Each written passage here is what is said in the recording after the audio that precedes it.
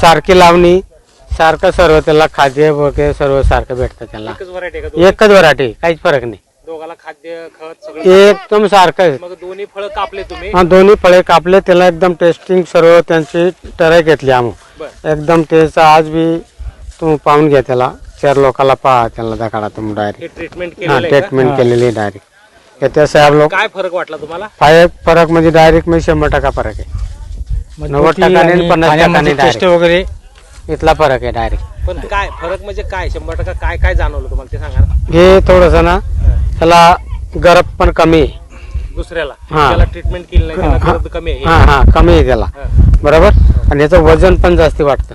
कोणत्याचं हे आपण जो ट्रीटमेंट करली आहे त्याला, वजन जास्त आहे हा, वजन जास्ती आहे त्याला आणि टाईट पण. टिकवण क्षमता जास्त टिकेल का? टिकवण नाही, तुम्हाला सांगितलं नाही, हे 4 दिवसाच्या रस्त्यावर गेलं तुम्ही खराब होऊन नाही शकत. आणि हे न हे केलं तर म्हणजे जम सुरतला जाताना लगेच ते 12 तास मध्ये लगेच खालाच होतं. ते लगेच बदल्यामध्ये जातं. बाकी असं गॅस वगैरे धरून गॅस धरून लगेच गॅस पाणी सोडून देतात. आणि हे खायला कोणतं गोड वाटलं? खायला